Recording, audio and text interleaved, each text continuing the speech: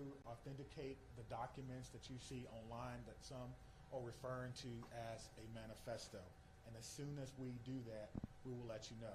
Now, the process for doing that is looking at original documents that may have been taken from the suspect's home, looking at information that may be on laptops or on computer to determine if this document originated from our suspect. Any disciplinary records would be under the purview of the school. Some of you have asked whether or not she was troubled or whether or not she was troubled at school. We do not have those records. We are not required of those. On the question of bullying, we're talking to students to understand whether bullying was one of those multiple factors that I mentioned earlier. Some have asked if people were specifically targeted. Everyone was targeted in this incident, and everyone was put in equal danger. Today, numerous MMSD schools were targeted by false threats, often known as swatting. We're working closely with the Madison Metropolitan School District to determine where these originated and to investigate this call. We do not believe that there are any current threats to any Madison area schools, and will continue to investigate these calls and any threats of violence as they come in. Let me be clear on this point. Making false threats is a crime, and we are working with attorneys to prosecute these crimes as information is gathered. And if we have to do that, we certainly will. I encourage all parents, all family members to talk to your loved ones about this. We will determine where they originated. We'll use federal partners if we have to and levy those charges as well. As we continue to investigate what happened yesterday, we're keeping the victims and their families in the front of our minds. We want to thank the countless people and organizations who've reached out to support them, as well as the Dane County Victim Witness Unit and the Dane County Emergency Management, who provided direct support to the families. To the Abundant Life Christian Academy, this is a hurting and haunting situation, and the many survivors will need our continued support, and we pledge to give them that in the days, months, and even years ahead. As a community, we must not allow violence or any act of violence to define us.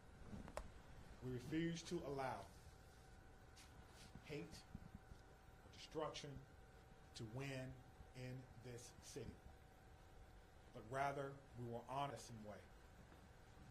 Please continue to take care of yourself and take care of each other. At this time, we have several officers who are working today, who was working yesterday. They were given the opportunity to stay home, what we commonly refer to as an administrative day. They were offered peer support, emergency assistance program through our city. Those officers chose to come to work today to serve their community. So at the end of my remarks, I'm going to find each and every one of them, personally shake their hand, and thank them on behalf of a grateful city, on a grateful administration, and a grateful department and profession for their act of selfless public service. Thank you.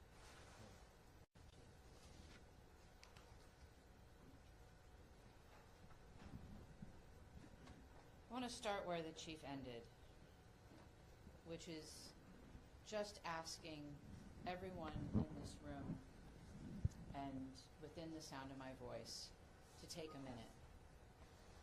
It's been an incredibly difficult 24 plus hours at this point in time. We're all human, including each and every one of you in the media who is covering this really tragic event. Please remember that you're human and take care of yourselves. We all need to do that. Drink water. Take a moment.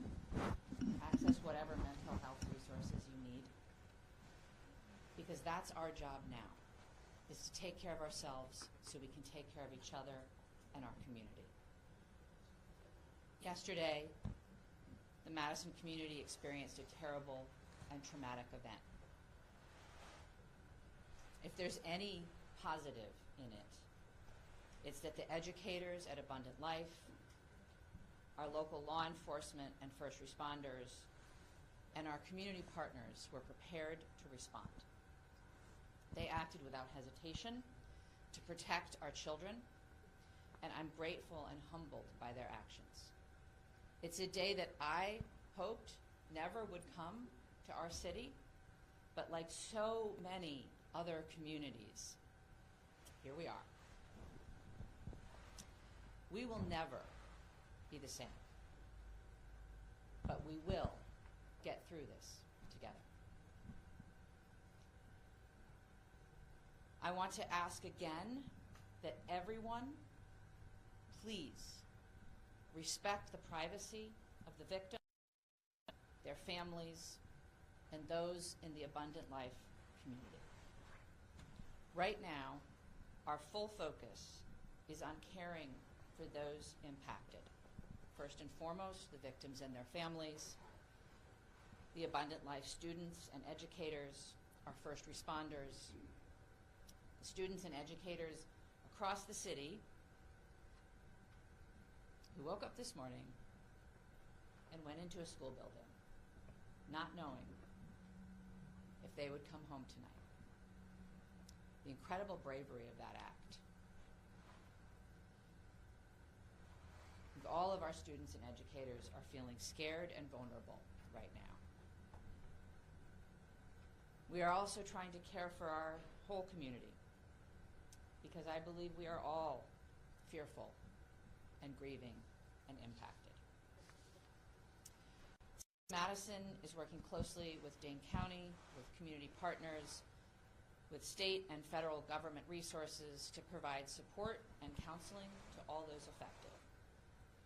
I want to direct folks to a new city resource website that's available at cityofmadison.com/resources, which includes trauma-informed community resources, updates, community mental health resources, and information about vigils, other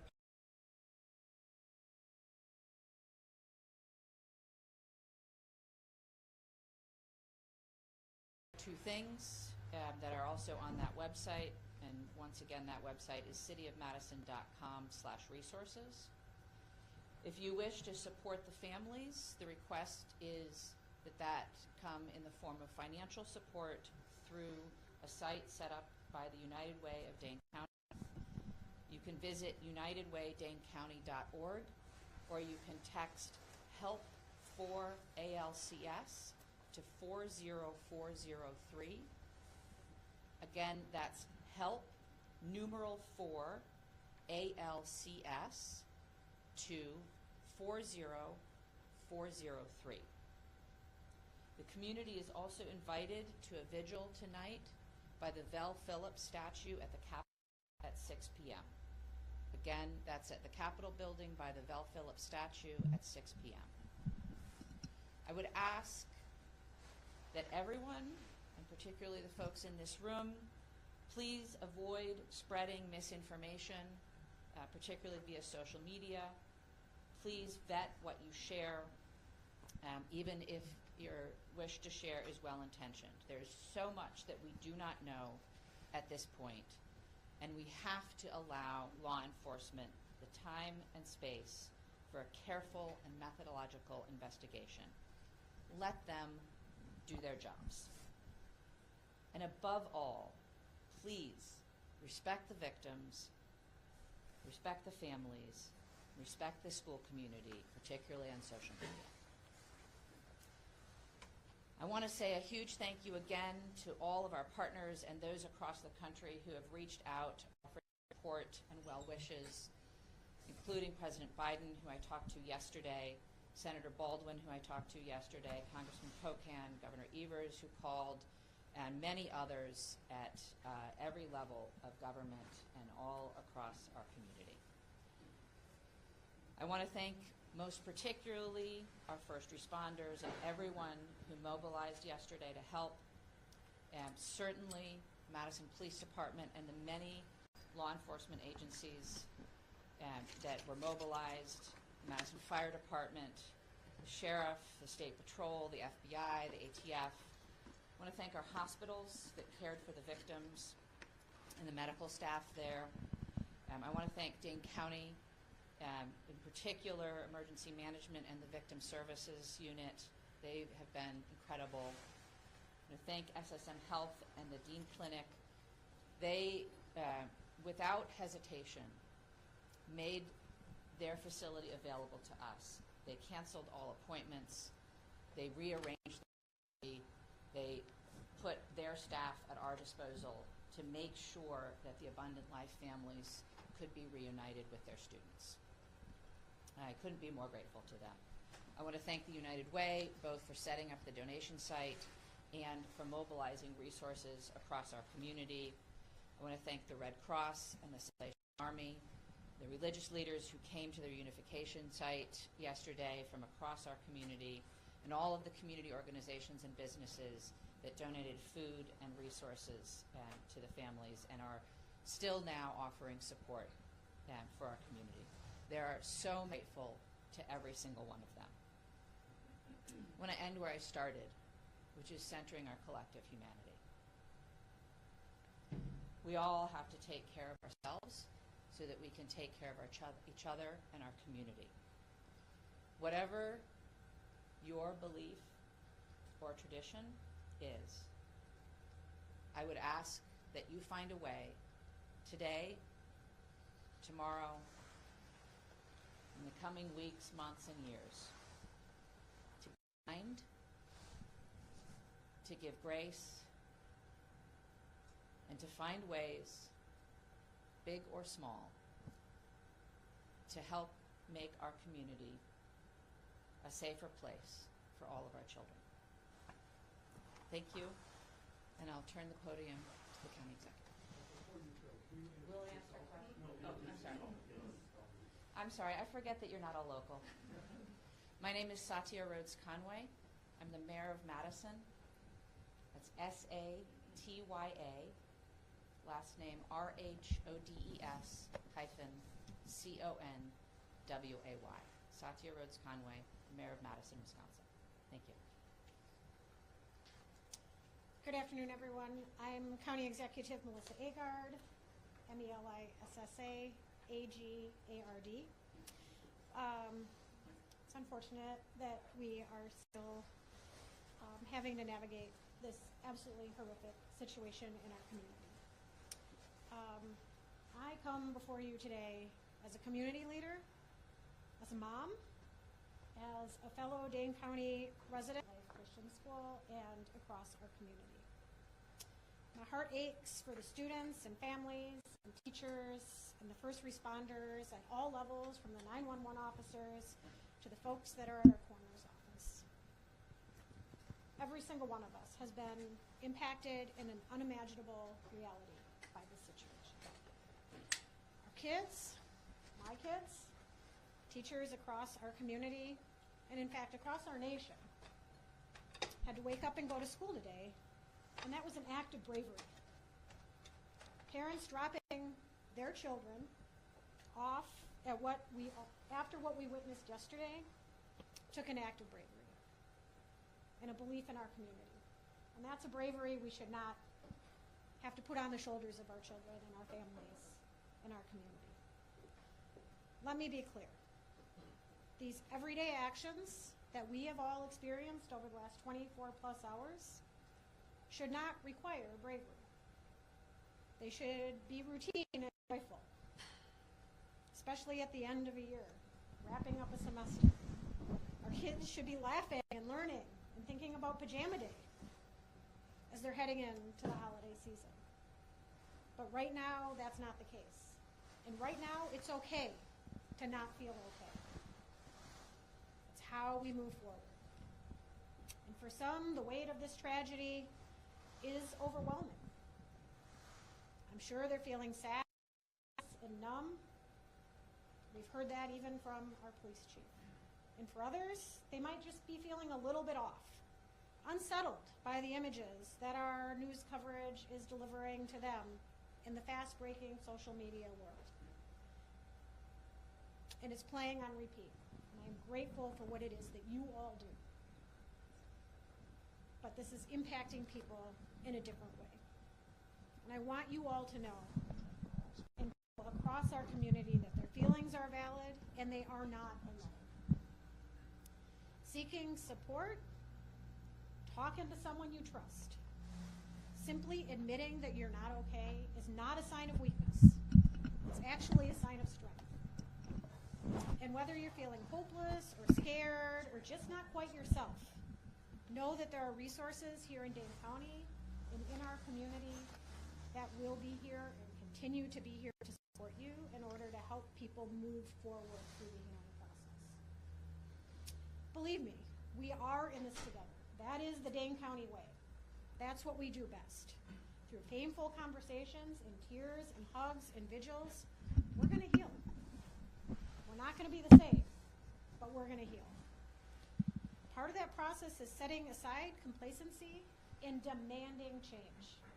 As someone who served 12 years in our legislature, had a front row seat to the inaction of addressing gun violence in our communities, I'm not stepping aside from that mission in my life. There's going to be public debate about the motives and other aspects of this. Remember this fact. Gun violence is the #1 killer of children in this country. That's a legacy we cannot accept.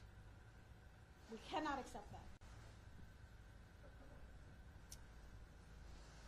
Part of the reason I feel so pained by this tragedy is that mass shootings feel like something that's ominous and hovering, and we're all wondering where and when the next one is going to occur. And guess what? It happened here. It happened right here. And I am so proud of the folks that I work with at the county and that the mayor works with in the city and our partners at the federal, state, and local level, and how it is that we've stepped up and responded to support people. Could we do better? Could we do different? I'm sure. But did we do well? I am proud of the work that has been done in this community over the last 24 hours.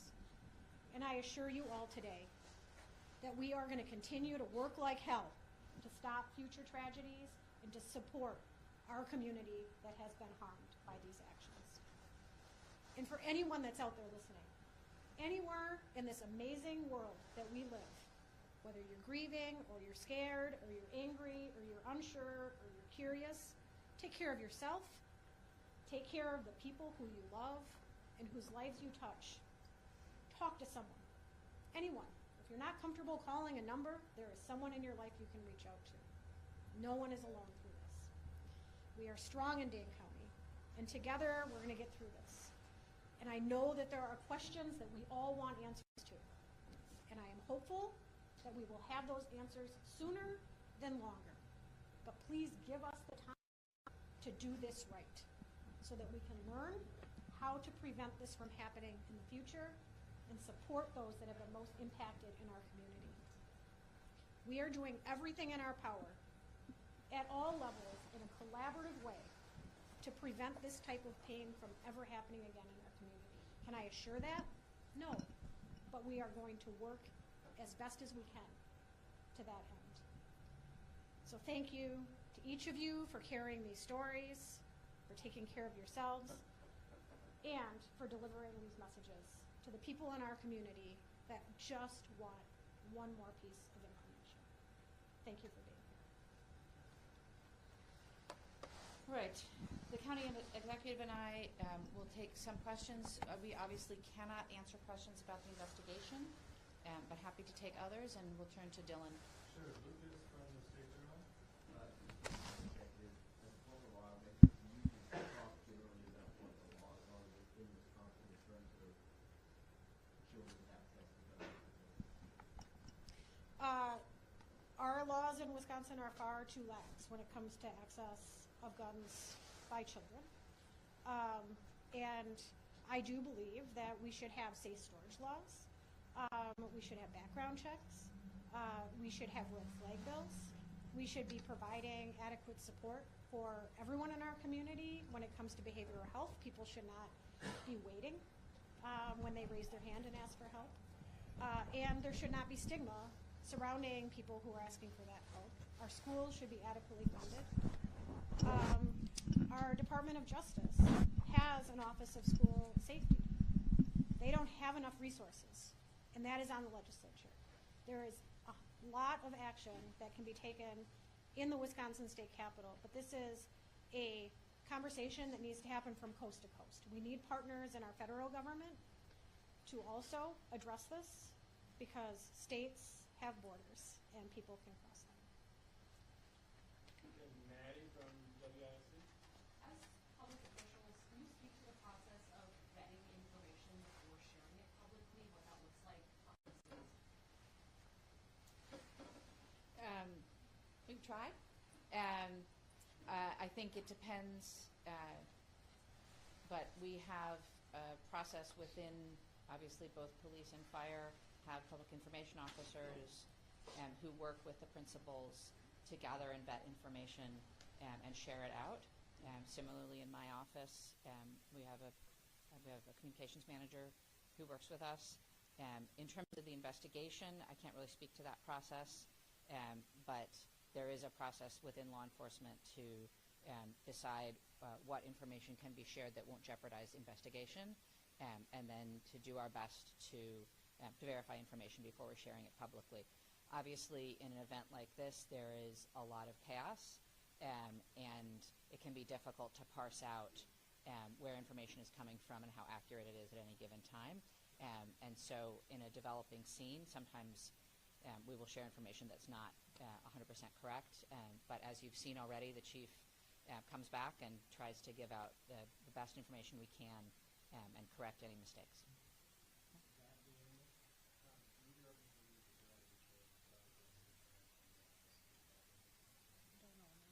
I think it's far too early to comment on that. As the investigation proceeds,